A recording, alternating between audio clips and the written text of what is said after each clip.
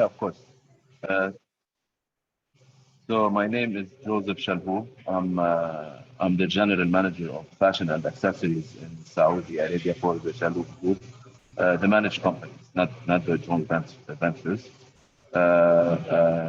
Concept by Muse. I was one of the people who started the idea with, of course, with a bigger team, and it falls under my portfolio for the time being. So that's so where I got to meet all of you guys, and I'm so happy to be with you today on this phone.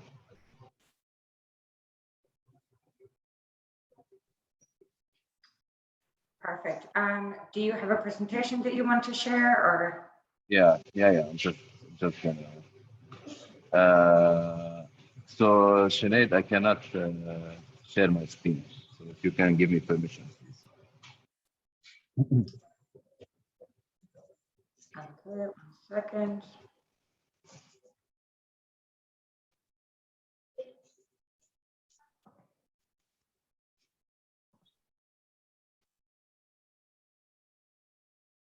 Okay, I've made you the host, so you should be able to share now.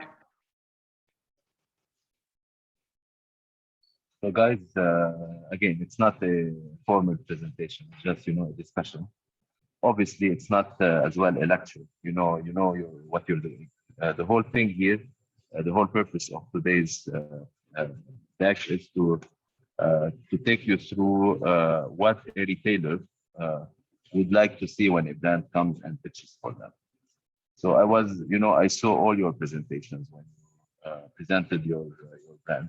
Obviously, you were presenting yourself to be part of the program. Now, I think here, this presentation, the only difference would be what I would try, the message I'm gonna try to convey here is that when you go to a retailer and you wanna list your brand with the retailer, what does the retailer like to see? All right. So again, because it's not a formal thing, just feel free to interrupt me whenever you want. All right. So obviously, a company profile, you all do a company profile, but make it personalized. When you go to, for example, to Shalhoub Group, we like you to talk to Shalhoub Group. When you know the group, you know how many stores we have in Saudi and outside Saudi. Come up with a full plan, okay? And this plan would start obviously, and here I'm stating the obvious. You do it very well, but the first 6 points, I'm gonna go quickly through them, and then the focus would be on the seventh point, which is the commercial side. So we're talking here about a brand book with your team, the team behind the brand, the customers, the collection, the marketing plan, and the way forward when it comes to development. What's next for that? And finally, the commercial, your numbers in general, and what's gonna be the commercial deal that you will have with the retailer. So again, as I said, I will go very quickly. So when we talk about the brand book, don't just give any brand book. Start with your inspiration. You guys, every one of you has a story to tell, and we are in the business of storytelling, right? So tell your story, how you came up with the idea. Why did you decide to launch your own brand? Honestly, as I remember, every one of you has an inspirational story to tell, and I remember I was so excited to hear it, and I'm sure the customers and the retailers would like to hear it. Again, you are a Saudi local designer. You have high ambition. I hope you do have a high ambition, and but you're not an international brand. So to convince retailers to take you on board, just tell them a nice story, which is maybe add some drama to it, a true drama where you tell the struggles you've been through to come up with the brand as it looks today, etc. The maybe financial struggles, maybe personal struggles, maybe you had to quit your job, maybe you had to not have an income for some time to be able to achieve your dream. So again, it's a storytelling business. Just let's do it right. And then we have the mission, the vision, and the values. And guys, this sounds a lot like a cliche, but trust me, people like to hear this, right? Why? Why? Because these three components uh, they uh, they form the culture of your company. You are a small company, but you should have between the mission, the vision, and definitely the values should have a culture. And this culture, if it's an attractive one, gives an idea about the work environment in your company, even if it's a small company. And when you have a good culture, a good work environment, this is where you attract the talents. And who doesn't need talents to achieve results? Third one is the quality. Emphasize on the quality of your brand, on your products. State clearly the country of origin, maybe the countries of origin, maybe you produce in different countries. Mention the fabrics, and if there is something like sustainability, emphasize on it, as people are more and more, the consumers, especially in Saudi, are more and more inclined to sustainability. And finally, the branding. Don't compromise on your branding. Do share your logos, your fonts, your Pantones. Show the collaterals. This is something you shouldn't compromise on. When you are listed with the retailer, this is your identity, right? So just make sure that this is very well respected, and this is something you don't compromise on. You insist on applying it as you'd like to. Second is your team, and not only the founder, because I'm sure there is a whole team behind it. The founder maybe would tell the story about how the company has begun and what was the idea behind it. However, the retailers would like to see it. I wouldn't say a big team, but they would like to see who is the creative person, who is the person in charge of PR and marketing, who does the design, who does the commercial when they start talking numbers. And obviously, who does the logistics? Because logistics is a very important part that we're going to cover later on. Try to introduce them with pictures, put a name to the face. If possible, like choose the key people and take them with you to your meeting. Show the retailers that there is a strong team behind them. Needless to say, you need to know your customers, right? So you want to, are you targeting male or female or both? What split? What percentage?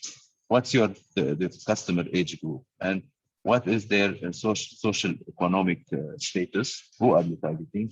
And most importantly, try to share some profiles of your customers based on their shopping behavior. And then you need to present your product as well. So show the retailers your product, maybe physically or in a sort of a presentation, focusing on the categories. What are the categories today? And what are the categories of tomorrow? How many seasons will you have, and how many drops per season?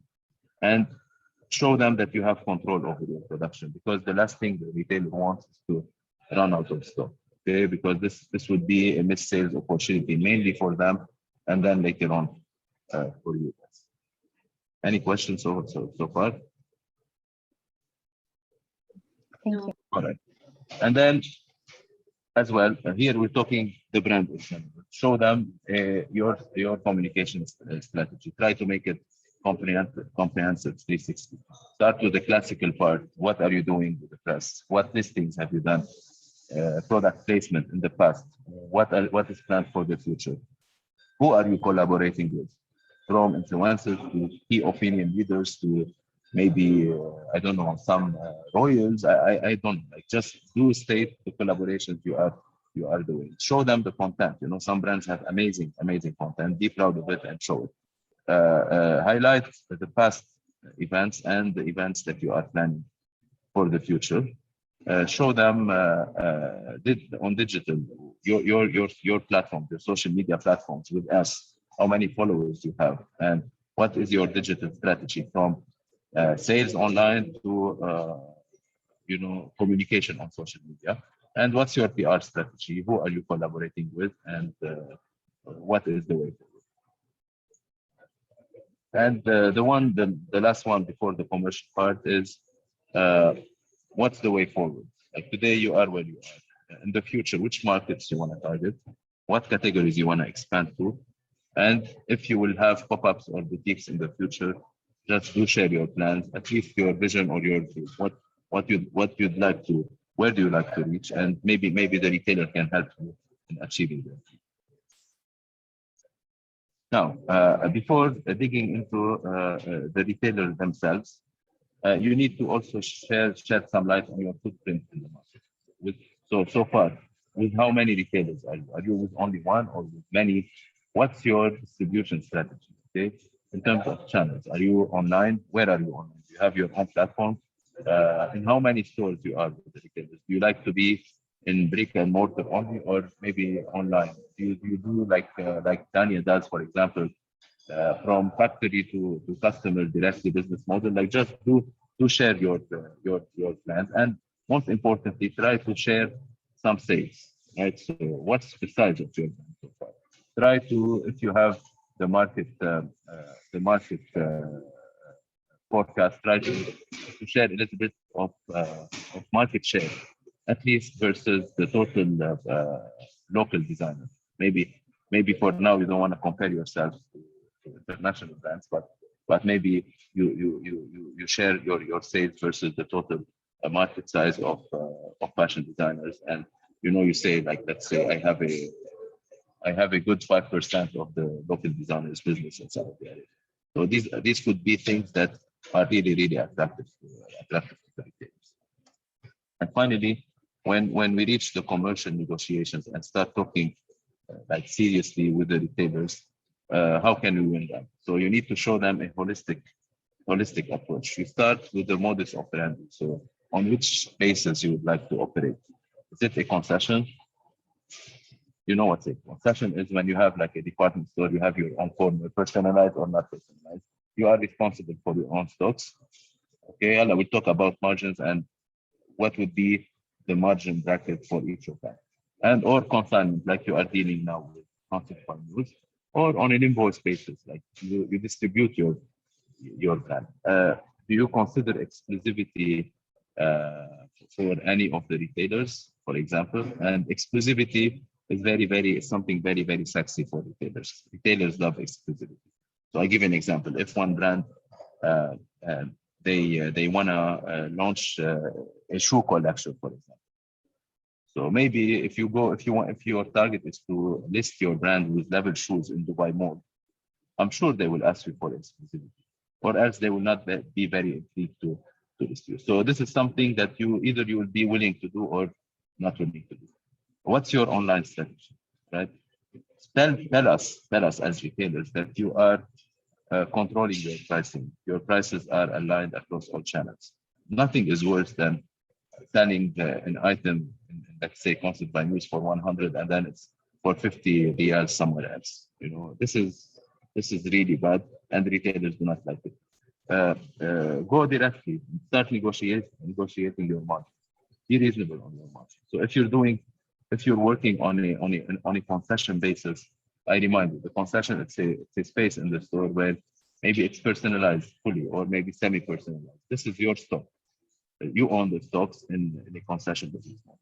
In the concession business model, the margin varies between 15 to 25%. Okay. In the consignment business model, the margin varies between 30 to 40%. And in an invoice business model, the margin varies between 60 to 70%. I'm talking margin of the retailer. What would you pay for the retailer? So for example, when we are, let's say, in level and we have the brands in the on-board area in Dubai Mall, these are brands that have very high margins. We're talking 55 to 70%, depending on the history of the brand and how, let me put it this way, how desperate the brand is to be listed in this retail. Okay. Then second, we show them an ambitious business plan. Don't bullshit the retailer, because sometimes some of them cannot be bullshitted, right? But show them that you are ambitious. And honestly speaking, knowing each and every one of you, you are all ambitious. Okay. Start by doing your due diligence. Know how many stores the retailer has. All right, and how many locations. Tell them how many stores you would like to be, and in which locations, in which country, and in which city. Right. So maybe you as Saudi, you start Saudi, and if the retailer is present regionally, why not putting a criteria? Maybe expansion to regional could be linked to the performance on the first year. That's why you need to show a 3 years plan. Where do you want to be in terms of size on year 1, year 2, and year 3?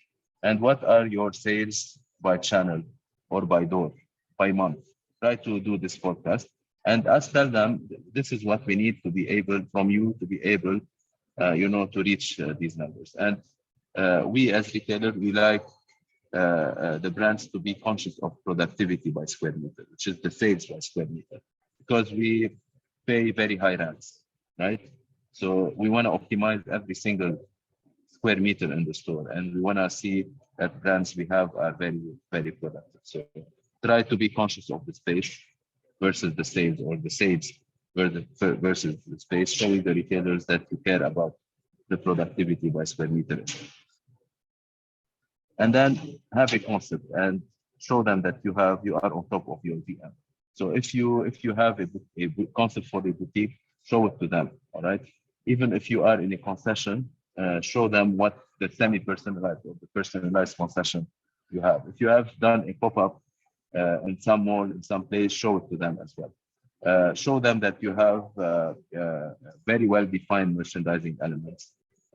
For example, if you have a new category, let's say you have ready-to-wear and shoes, you have abayas, for example, tell them what are the merchandising guidelines in terms of height, in terms of type of display units, so that if they want to produce for you guys, they produce something that fits your brand. And here, for example, Kausar is with us. The abayas and concept by news, something, on some of the display units, they hit the floor because we didn't know what is the size. And we designed these units before listing calf by calf. So this is when the brand comes and says, these are our guidelines. This is how we'd like to display shoes, how we display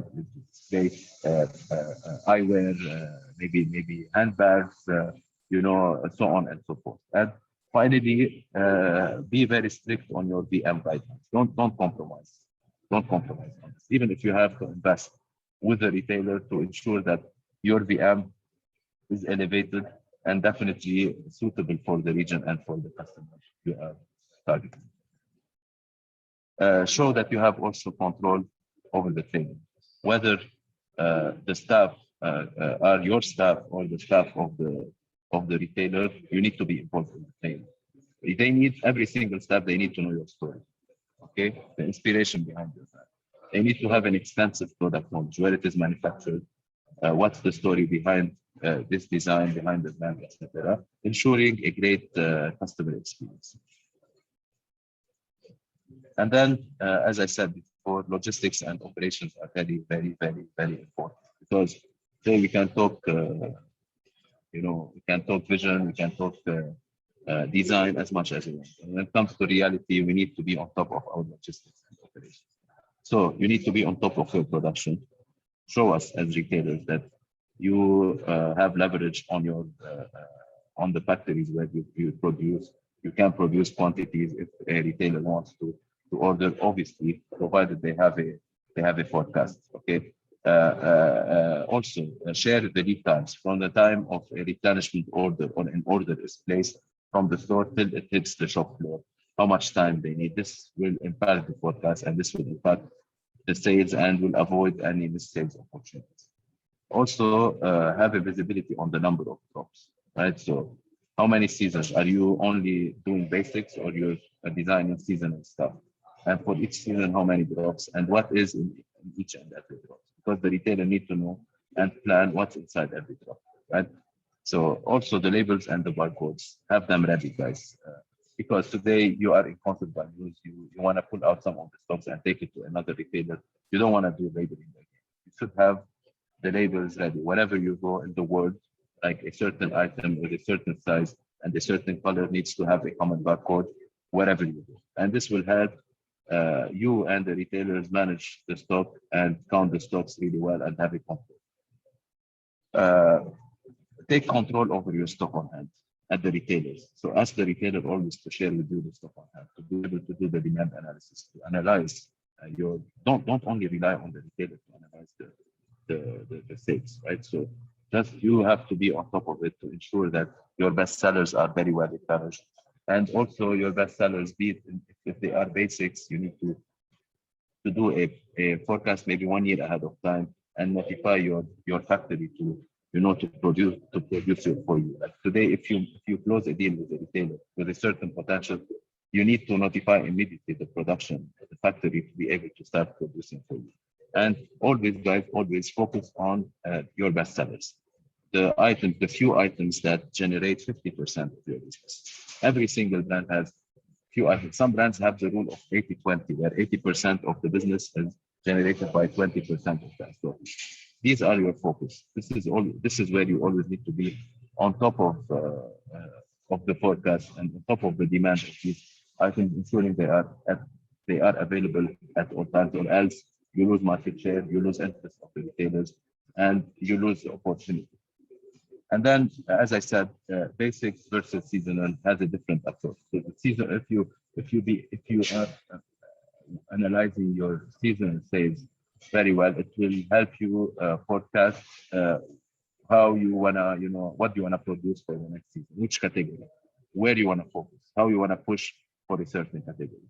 The basics is a different story, and I believe it's an easier story. And the basics, it's a game of forecast. So if you have a basic bestseller, be very ambitious, guys. You know your brand very well. You know a bestseller, if it's gonna remain a bestseller, or it's no longer gonna be a bestseller after 6 months from launching, let's say, a seasonal collection or another product. So if you are sure about the basic, just share a forecast, plan 1 or 2 years of stocks ahead, because you have to go to the retailer and convince them and tell them, guys, these are best sellers. You don't want to run out of stock. I have a lot of stocks. You get a coverage of, let's say, 3-4 months at all times. For me, if I have a lead time of 1 month, I would like to always have a coverage in my stores of 3-4 months at all times. All right, because the worst thing is to run out of stock of best sellers. Best sellers, normally, you will be surprised. Some items, like let's say it's one item out of an assortment of, say, of 100. So 1% can generate sometimes 10 to 15% of the sales. You don't want to lose 10 or 15% of the sales. You lose 10 or 15% of your productivity, and the brand will no longer be attractive. So this is something you need to pay attention to. And if you need the support of the retailer to do it, just do it. Seek the support, but always be on top of your stock on hand and ask for your stock on hand. And then finally, to wrap it up, when it comes to marketing, the previous 2 slides, we spoke about the brand in general. What's the marketing plan for the brand? But now we're talking here about a tailored marketing plan for the retailer. You list the brand, say with Chalhoub, with a certain, let's say, with Double Shoes, for example, or with Traiano. All right, regionally, tell them what you want to do, how you want to communicate with them. Who are the influencers that they will talk about this collaboration? How many stores, events, and when? And events to launch what? Are there any exclusive launches? Are you planning 1 or 2 exclusive launches for this retailer? And here I give you a tip between parentheses. When you give exclusivity for retailer, never ever not list it in your boutique if you have a boutique. The boutique, guys, comes first. This is your equity. This is your brand identity. This is your brand image. You don't want to go to a boutique today. Let's say Proud Angeles, they have a boutique in Boulevard. You should any collection you launch exclusively with any retailer, including ourselves, it has to be in your boutique, because this is where your brand image is. This is your equity. You don't want to compromise your equity. All right. Also, the content creation for in-store. Today, the retailer has screens. They want content for you. Be on top of the game. Always share content with them. Don't let them push you to share content. Always have content. It doesn't have to be personalized for them, but always have content to any piece of visibility you get from a retailer, be it online or in the store. You need to grab the opportunity and take it. And finally, to close, you as founders, as I said before, you have a great story to tell. Tell the retailer that you are willing to focus on your brand and do a personal appearance. Bring your friends, the brand friends, the brand ambassadors. Bring them to the stores and do something. And here, I close before going to the Q&A. I close with a quote from the one and only Coco Chanel. In order to be irreplaceable, one always must be different. Thank you so much. Thank you very much. Joe, just a question on my end. So like you spoke a lot about like highlighting the team and all the different areas they work in when you're like presenting your brand. For a lot of the designers that are here, they're a one-man team. How do you think they should display like what their next hires should be, or like their future of how they would organize their team, or do they speak about how they break up the work themselves? They do like, how do you arrange No, that with one person? Being alone currently on the brand is something to respect. You know, it means that you are the designer is a hardworking person. They left everything to take care of their brand and create a brand. However, you always, I'm sure all of you guys, you have a certain ambition to reach, right? And this ambition, when the more you grow, the more you need people to be around you, to be working on the brand. At one point, when you reach a certain scale, you need, for example, someone to take care of communication, someone to take care of content. At one point, maybe you need to create content in-house and not use agents. You need to have more designers at one point when you expand to more categories. So, for example, today Dania does bags, right? So if Dania wants to expand to other categories, maybe bags is her expertise. Maybe other categories are not. Maybe you want to hire another designer to work for your brand and and take care of other categories. So the example I gave is just not to put pressure and be ashamed if you are one. No, if you are one, show your vision, show your history, show how hard you are working to make the brand where it is now. But also, it's important as well to, if you are talking about the future and showing ambitious expansion plans, it's also important to highlight the needed team behind it. Today, for example, me as a retailer, I really care about logistics and supply chain. So I need someone as well. I need the brand to tell me that they are on top of it, because again, like the nice talk is nice to a certain extent, but at one point we need to start talking business, and we need to start ensuring that our stocks are there, and I never run out of stock, and this needs maybe one person, maybe the designer, maybe a whole team behind. As long as the retailers is convinced that you as a brand, you are on top of your things, be it alone or with a crew of 15 people, it doesn't matter, but just show them that you are on top of it.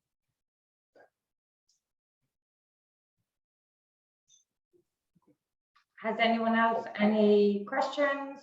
Bilal, Kauthar, Dania? You're on mute, Dania. Oh, I wanted to ask, for a retailer, what is like the most attractive markup from wholesale to retail? Because I always hear mixed opinions about that. It depends on the modus operandi, on which type of partnership you're having. If you're having a consignment, let's start with the most common. The most common would be a distribution model where you invoice the retailer.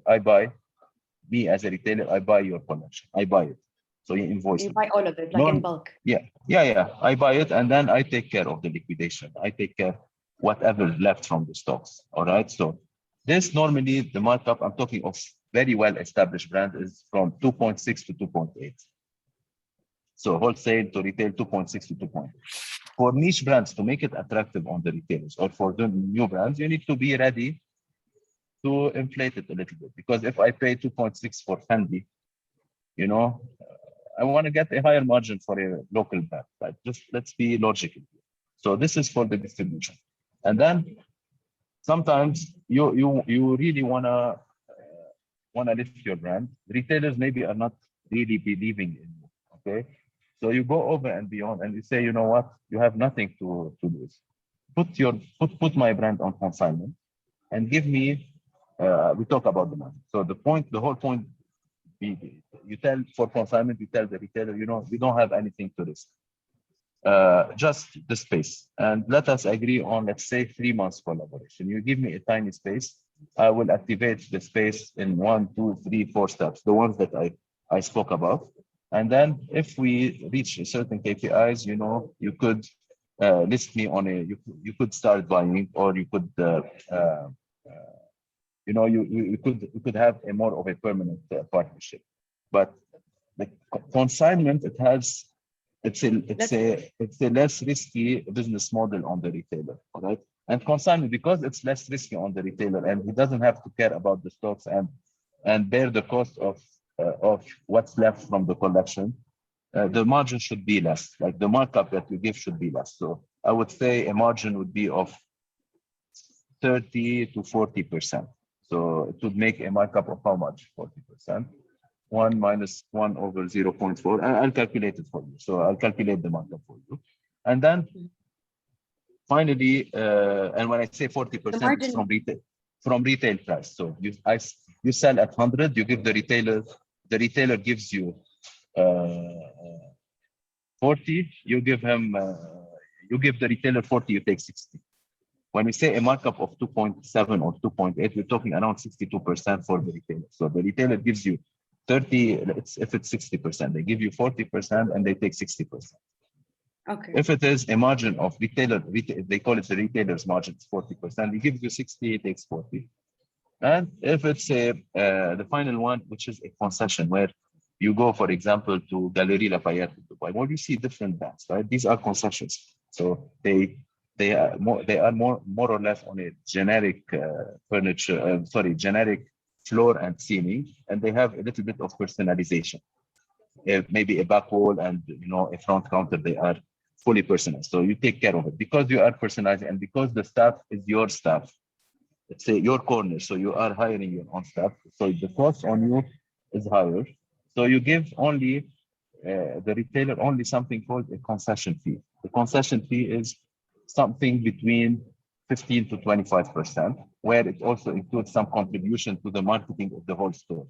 Okay, and then you pay. So you sell at 100, you give the retailer 15 to 25, and you pay for the stock is yours. At the end of the season, you take it out. You want to add it in, and then you pay for your staff, and you pay for everything related to this concession. So these are the main 3 business models when you deal with the retailer. And then obviously you have your own pop-up in a mall, or you have your own boutique, or you have your own online platform. So again, for the e-stores of the retailers, the same applies. So mainly, of course, it wouldn't be a concession. It would be either a distribution business model or a consignment business model. Okay, and you said for the consignment, the retailer is left with 40% margin and the designer is left with 60%? Yeah, because look, what we're doing now in Concept by Muse, it's a consignment business model. But again, like here, we're the whole idea, you might say, but he said 40, why is he taking only 20? Because, you know, there is the Fashion Lab program that we wanted to support. And we didn't want to be making, honestly, we didn't want to be making money from the whole point is to support designers and show commitment to local designers. We didn't want to make money. We just wanted to, you know, to show the designers that they have a certain contribution. So normally, if you go tomorrow to any other retailer and work on consignment, you have to account for 30 to 40%, depending on your negotiation skills. Okay. Thank you. My pleasure. Any other questions, guys? Thank you so much. I was about to ask, but mashallah, you covered the whole Daniel question, so I'm good. Okay. Guys, let me insist on the fact that when you go to a retailer, honestly, cover everything. If you want, I can share this with you. It's not very detailed, I know, but this is a discussion that we are having. And honestly, whenever you need anything, feel free to reach out. I'm happy to always support. But go with a 360 plan. 360 plan. Cover everything. All right. Just just don't go and tell them, you know, let's talk about the operation. There is a saying in Arabic, something, you know, you go, you put your product and then you disappear. Retailers don't like this, you know. It's something where they need commitment, because you have brands where the retailer goes after and begs them to come, and then you have other brands where the brand is really desperate to have an opportunity to showcase their products. If you get this opportunity, really benefit from it, and then just don't you know, show the retailer that you were right in chasing them to list your brand.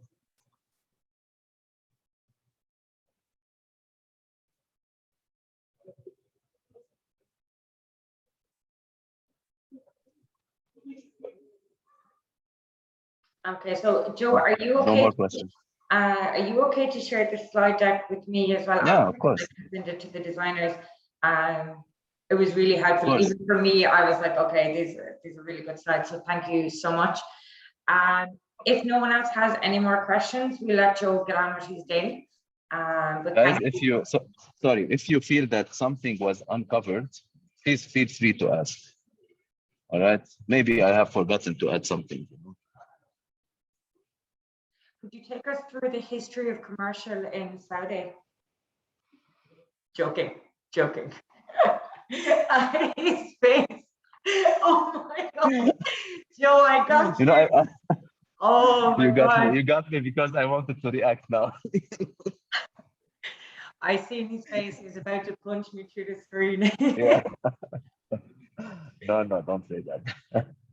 Perfect. So thanks a million, Joe, for coming in again. Guys, if you've any questions, I can always ping him anyway afterwards, and I'll share the deck with you, and it's been recorded as well. So if you want to go back over any points. But thank you all for coming on this morning, and I hope you have a lovely Thank day. you, guys. Thank you. Bye. Thank Bye. you. Thank you so much. Thank you very Thanks, much. everyone. Bye. Bye. Bye. Bye.